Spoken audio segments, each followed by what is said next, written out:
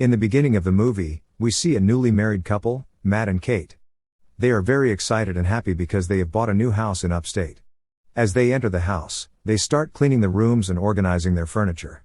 Matt sets up his painting studio and sits there to draw a portrait, while Kate is busy in unloading all the furniture of the previous owners. Matt comes out of his room and says he was just going to do that, but she says when he starts painting, he forgets everything. Matt gets annoyed by her saying and acts like a child.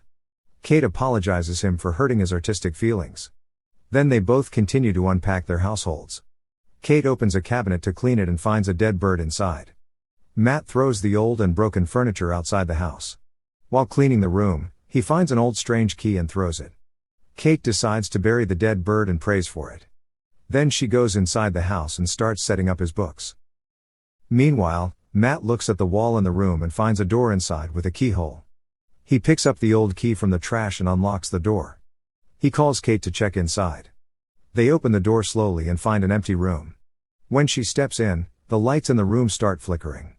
Matt goes outside to check the electricity. As she gets out of the room, the flickering stops. In the night, they celebrate in their new house with wine and shares their desires. Kate tells Matt that he will be a great painter and she will be a perfect housewife. But she also mocks him for being a city boy and says he doesn't know how to set up a house. In the morning, they are inside Matt's studio and he is confused about what he should draw. She encourages him that he only needs to take the first step. Suddenly the phone rings and she goes to answer it. He asks her if they have any plan for the house. She is asked to translate a writing for a client till yesterday. Meanwhile, Matt goes inside the room again and keeps checking the walls. Suddenly Kate also arrives there and tells him that the guy from the power company has arrived. He takes the electrician to the basement and shows him the installation. The electrician is shocked to see the old wiring. He says that he has never seen anything like this before. He thinks that it could be the reason for the flickering. After checking the whole circuit, he is ready to leave. But before leaving, he tells Matt information about their new house that the couple didn't know. He says that all the previous owners got killed in the house. Matt looks at him with a confused face because no one had told him this. Then he goes inside and checks the information about the house online.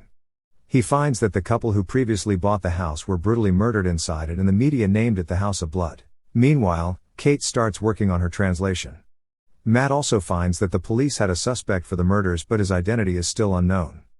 Then he goes to Kate and finds her sleeping. He decides to draw the portrait of the suspect while drinking his wine. Then he goes inside the room and start drinking there. When the bottle gets empty, he wishes for another bottle. Suddenly the light flickers and one full bottle appears in front of him. Matt gets scared and doesn't believe his eyes. In the morning, the lights are still flickering. Kate wakes up and goes into the room to look Matt. She finds the room is full of expensive things. Matt shows her the original paintings of Van Gogh and Paul Cézanne. She gets confused and doesn't understand what he is saying. Then he tells her to wish anything she wants. She says she wants $1,000. The lights flickers again and Matt tries to find the money. When he gets it, he shows to her. But Kate doesn't believe him and says it's fake. Matt asks her to wish for $1 million. She wishes it and the light goes down for a moment. When it comes back on, she gets shocked to see $1 million in front of her eyes. But she is still confused and says she has a bad feeling about it. Matt tries to convince her and tells her not to worry and have some fun. Then they continue wishing more things like wine and cash. Matt wishes for the old expensive art and puts it in his studio.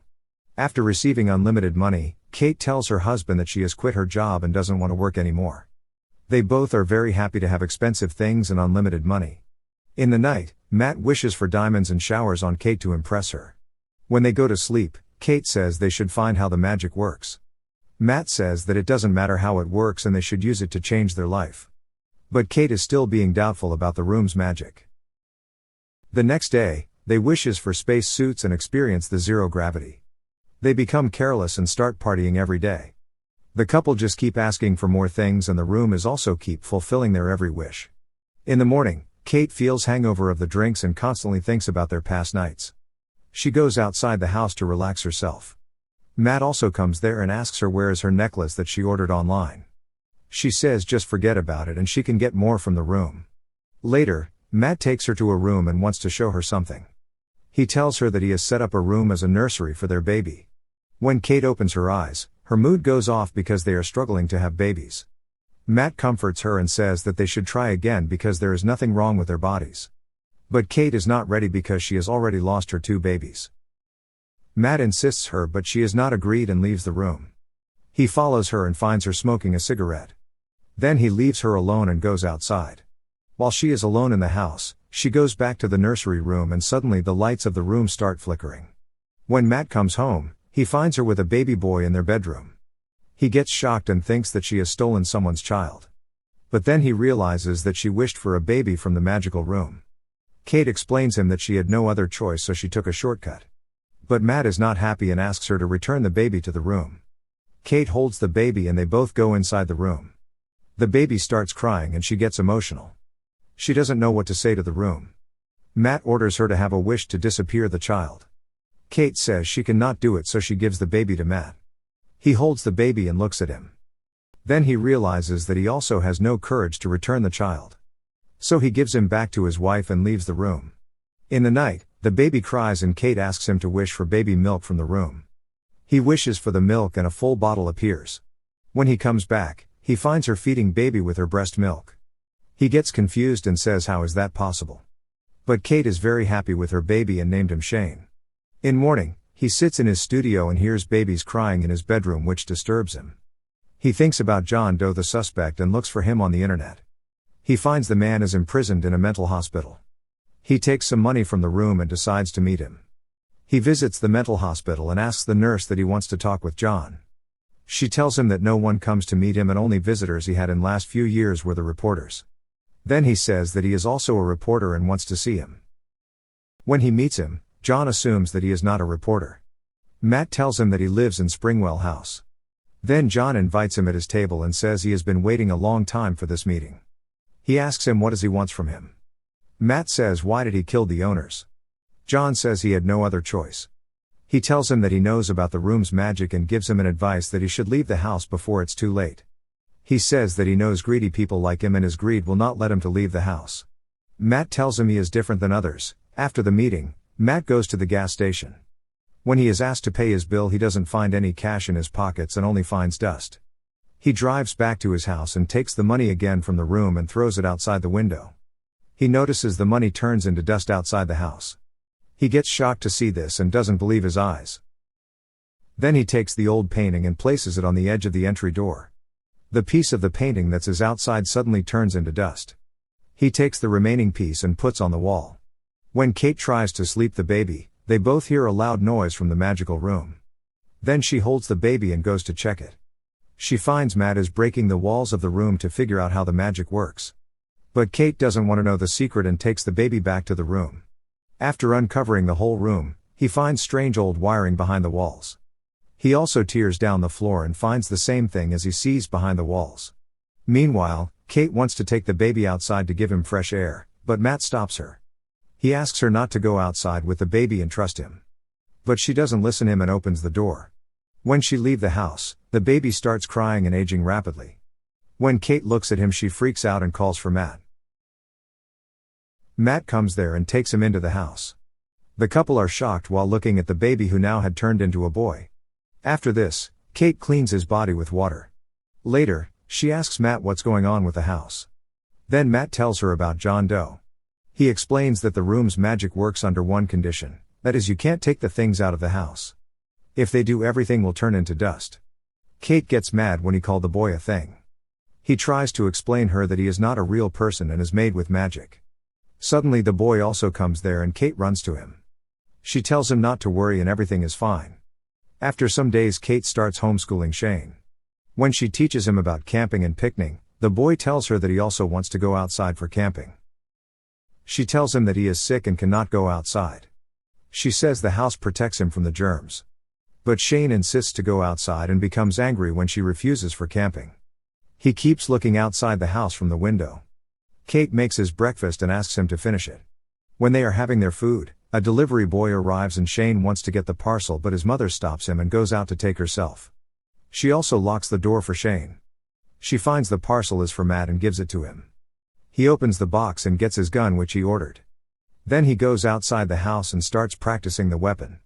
The boy constantly looks at him shooting outside. Kate plays with her son and enjoys their time. Later, when she is playing piano, Shane quietly walks behind her and manages to go near the entry door. He opens the door and puts out his hand outside the house. Suddenly Kate notices him and pulls him back inside. She scolds him and immediately checks his body. After this, she decides to cover up all the windows. Matt comes to her and asks her to stop it. She tells him that she doesn't want to lose her son. Later, Matt also helps her to cover the house with woods and the boy watches them from inside. In the night, Kate and the boy have dinner and she gets annoyed by his activities. Meanwhile, Matt is struggling in his paintings and paints manically in his studio.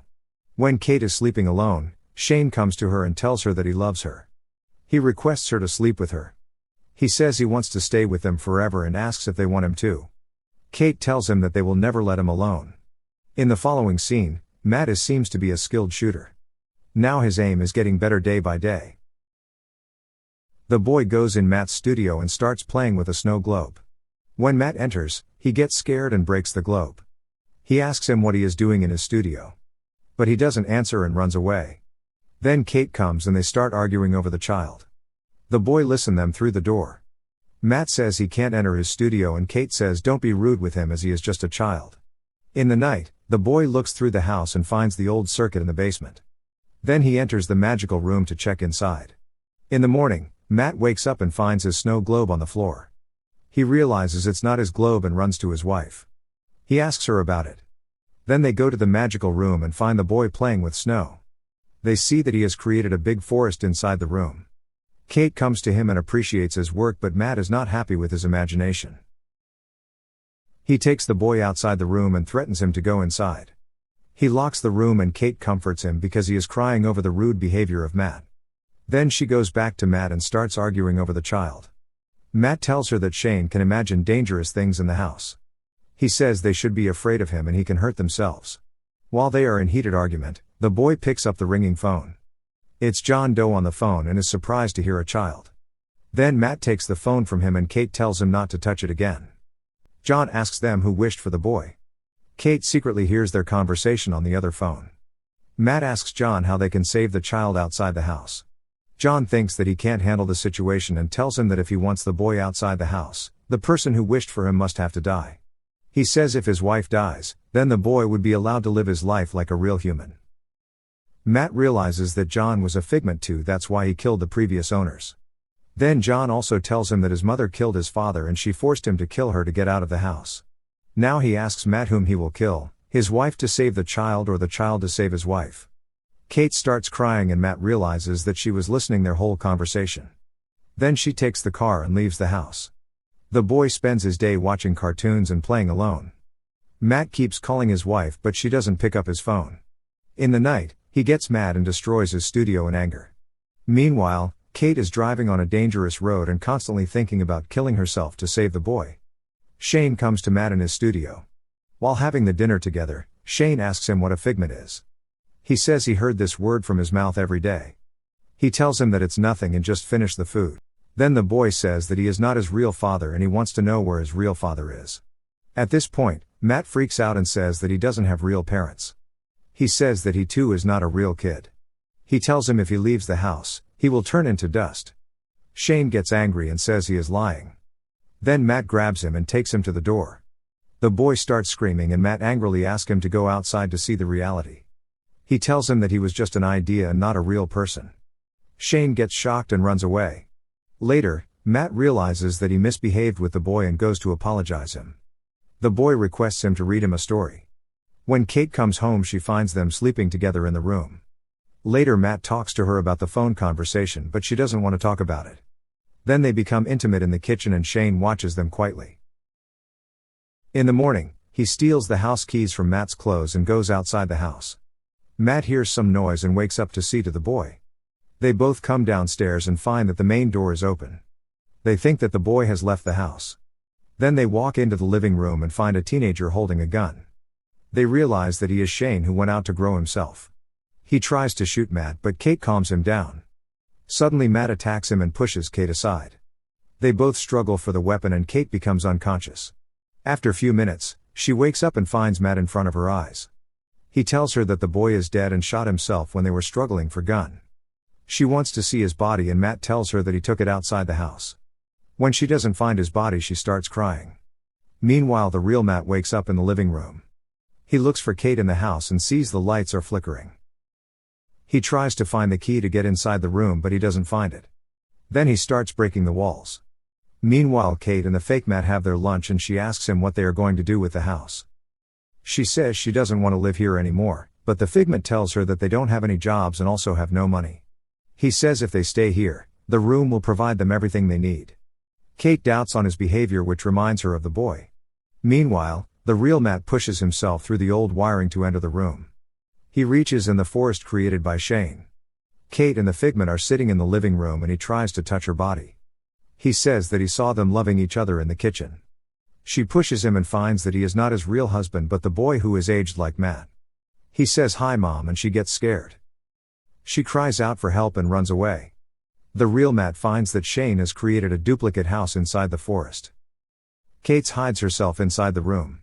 But Shane finds her and attacks her. He forcefully rapes her while she is unconscious. Just then the real Matt breaks into the house. The figment hears the noise and looks for Matt inside the house. When Kate becomes conscious, she leaves the room and runs into one of them. At first, she thinks that she found the real Matt, but the second Matt also comes there. They both try to convince her that they are real. Suddenly the real Matt calls her Junebug and she understands. The other one repeats the same word and grabs her hand.